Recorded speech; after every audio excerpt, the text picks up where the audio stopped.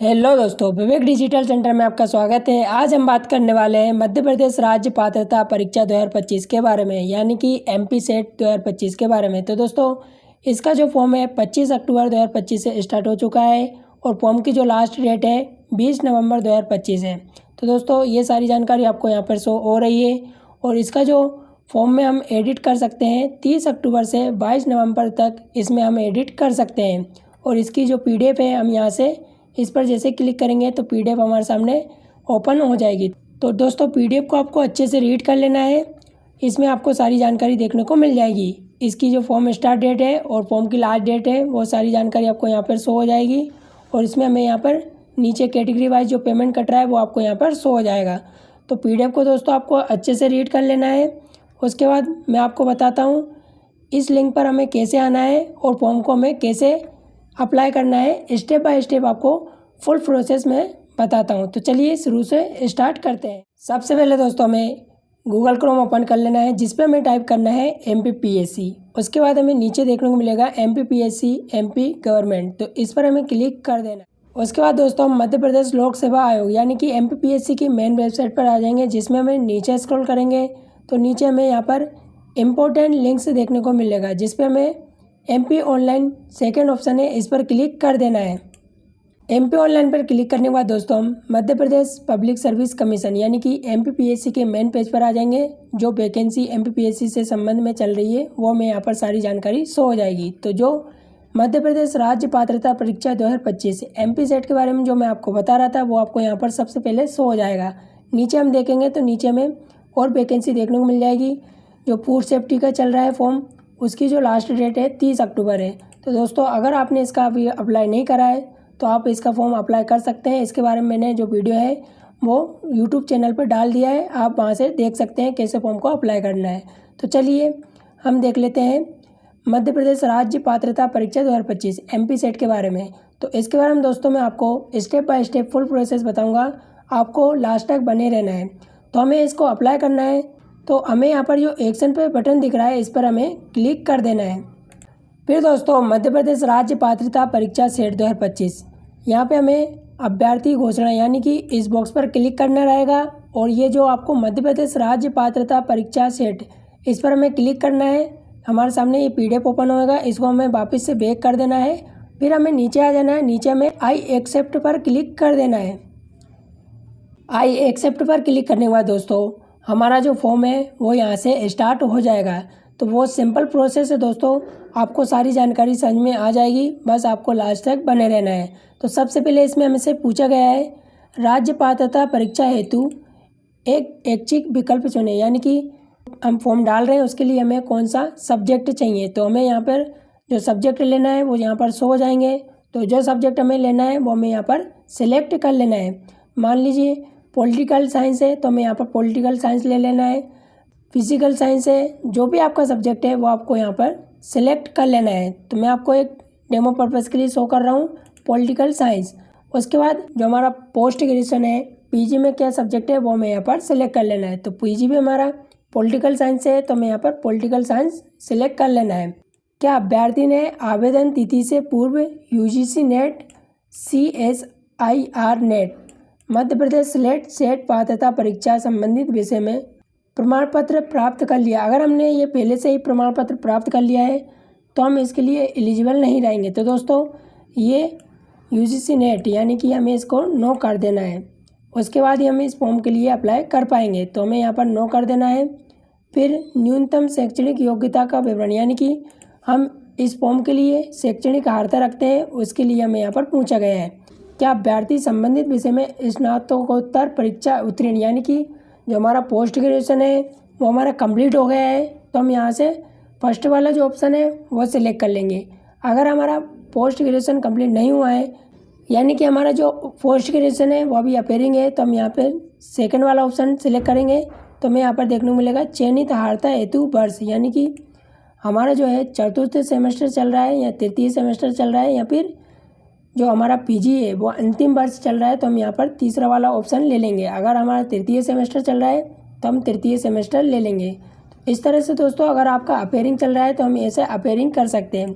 अगर हमारा PG complete हो गया है तो हम यहाँ पर फर्स्ट वाला ऑप्शन सेलेक्ट कर लेंगे तो हमसे यहाँ पर ये ऑप्शन पूछा नहीं जाएगा।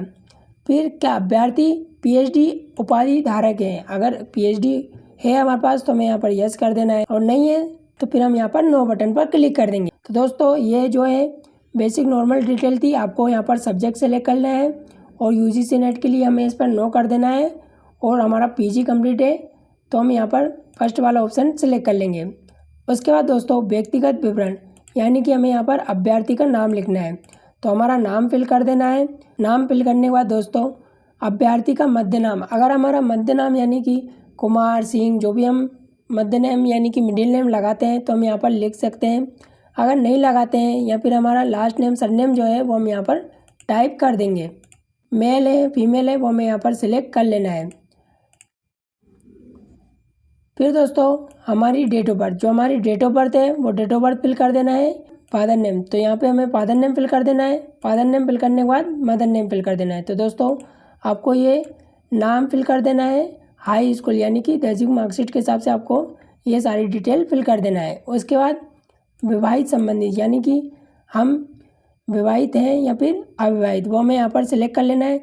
अगर हम विवाहित है तो हम यस कर देंगे, विवाहित है तो हमें यहाँ पर पत्नी का नाम फिल कर देना है, या फिर हम अगर फीमेल कैटेगरी है तो हमें यहाँ पर पति का नाम फिल कर देना है। फिर नीचे हमें जीवित बच्चों की संख्या, यहाँ पे हमें बच्चे कितने हैं उसके बारे में लिखना है, 0 1 2 जो भी है तो वो आपको यहाँ पर सिलेक्ट कर लेना है। अगर हम अविवाहित है तो हमें यहाँ पर नो बटन पर सिंपल क्लिक कर देना है। फिर मूल सूचना, यानी कि क्या अभ्यर्थी मध्य प्रदेश का मूल निवासी है तो हमें यहाँ पर यस कर देना है। अब दोस्तों कैटेगरी, तो कैटेगरी हमारी जनरल है तो हम यहाँ पर जनरल सेलेक्ट कर लेंगे। एससी है तो एससी सेलेक्ट कर लेंगे। एससी की जो जाति का नाम है वो हमें यहाँ पर फिल करना रहेगा। फिर जारीकर्ता का पदनाम, जो कास्ट सर्टिफिकेट है वो कौन बनाता है उसका नाम हमें यहाँ पर फिल कर देना है, एसडीओ। प्रमाण पत्र जारी करने का जिला, यानी कि हमारा जिला क्या है वो हमें यहाँ पर सिलेक्ट कर लेना है। फिर प्रमाण पत्र क्रमांक, जो आरएस नंबर रहता है वो हमें यहाँ पर फिल कर देना है। आरएस नंबर फिल करने के बाद जो जारी दिनांक, हमारा जो प्रमाण पत्र है वो जारी किस तारीख को है वो हमें यहाँ पर डेट फिल कर देना है। तो दोस्तों ये आपको देख के जो आपका कास्ट सर्टिफिकेट है, जाति प्रमाण पत्र, वो आपको यहाँ पर सारी डिटेल फिल कर देना है। यह मैं आपको डेमो पर्पज़ के लिए शो कर रहा हूँ। अगर आपकी ओबीसी कैटेगरी है तो आपको ओबीसी कैटेगरी पर सिलेक्ट कर लेना है। क्या अभ्यर्थी क्रीमी लेयर में आते हैं, नहीं आते तो हमें नो बटन पर क्लिक कर देना है। फिर हमारा जो जाति का नाम है वो फिल कर देना है, और सेम हमें यहाँ पर जाति प्रमाण पत्र की डिटेल शो कर देना है। तो दोस्तों ये आपको कैटेगरी वाइज आपकी डिटेल फिल कर देना है। अगर हमारी कैटेगरी ईडब्ल्यूएस है तो हमें यहाँ पर ईडब्ल्यूएस सेलेक्ट कर लेना है। ईडब्ल्यूएस जारीकर्ता का पदनाम, यानी कि ईडब्ल्यूएस जो है तहसीलदार बनाता है तो हमें यहाँ पर तहसीलदार लिख देना है। तो ये आपको कैटेगरी वाइज आपको सारी डिटेल फिल कर लेना है। फिर दोस्तों दिव्यांगता का विवरण, अगर हम हैंडीकैप है तो हमें यहाँ पर यस कर देना है, नहीं है तो हमें नो बटन पर क्लिक कर देना है। फिर हमें यहाँ पर कुछ डिटेल फिल नहीं करना रहेगा। उसके बाद दोस्तों अन्य विवरण, कोई दंडित वर्जित तो नहीं है, कोई केस वगैरह, तो उसके बारे में डिटेल है दोस्तों, तो हमें इन पर नो कर देना है। तीनों बॉक्स पर नो करने के बाद हमें परीक्षा केंद्र, यानी कि जो सेंटर है हमें कौन कौन से लेना है वो हमें यहाँ पर शो हो जाएगा। तो फर्स्ट वाला सेंटर कौन सा लेना है वो आपको यहाँ पर सिलेक्ट कर लेना है। सेकंड वाला कौन सा लेना है वो आपको यहाँ पर सिलेक्ट कर लेना है। मैं आपको ये डेमो पर्पज़ के लिए शो कर रहा हूँ। तो आपको यहाँ पर चारों जो सेंटर है वो आपको सिलेक्ट कर लेना है। उसके बाद शैक्षणिक विवरण, यानी कि हमें यहाँ पर 10वीं 12वीं और यूजी और पीजी चारों की डिटेल जो है फिल करना रहेगा। तो यहाँ पे हमें 10वीं डिटेल फिल करना है। 10वीं डिटेल फिल करने के बाद हमारे 10वीं में डिवीज़न था या फिर ग्रेड, वो हमें यहाँ पर सिलेक्ट कर लेना है।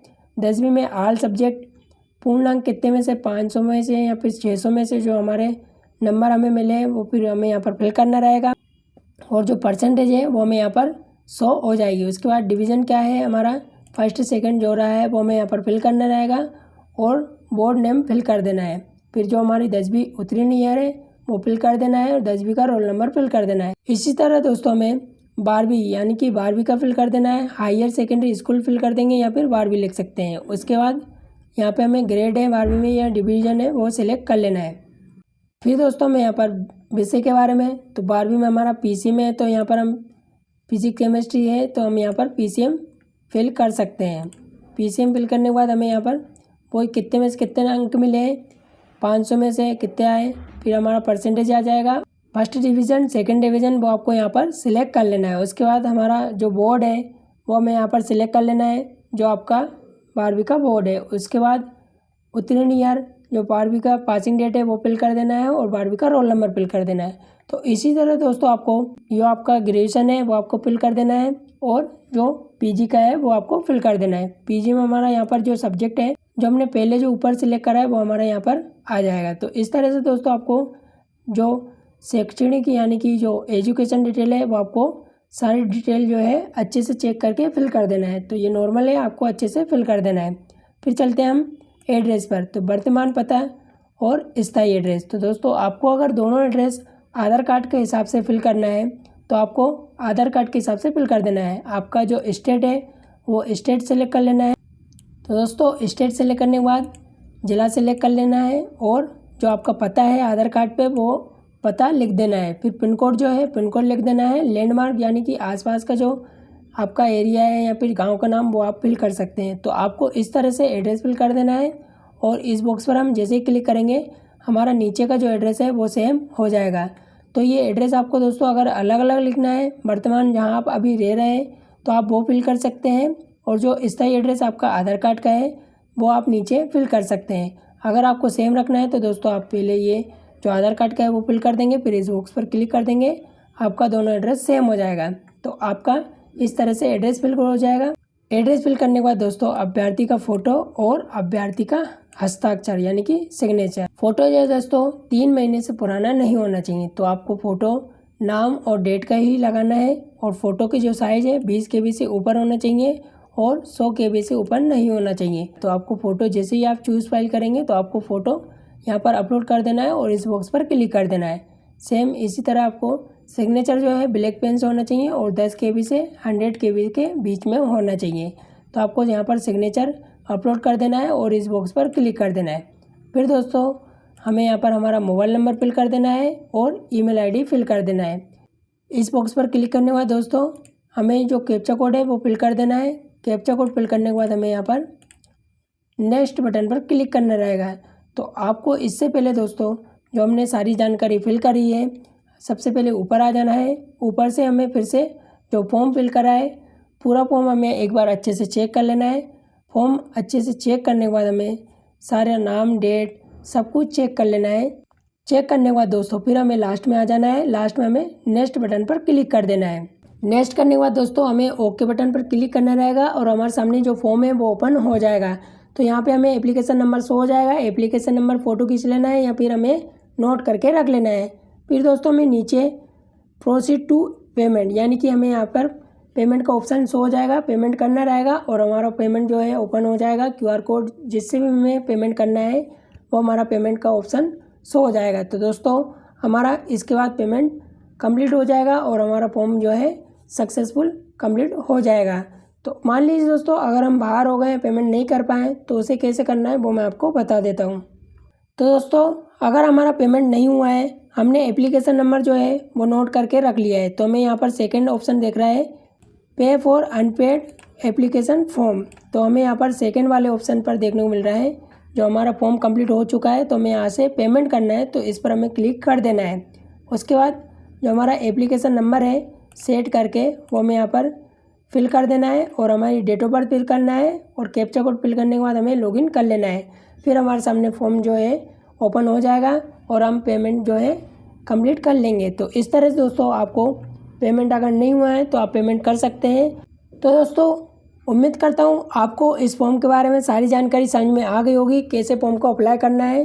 अगर आपको वीडियो अच्छा लगा है तो वीडियो को लाइक शेयर और सब्सक्राइब जरूर कीजिए। मैं मिलता हूँ आपको नेक्स्ट वीडियो में।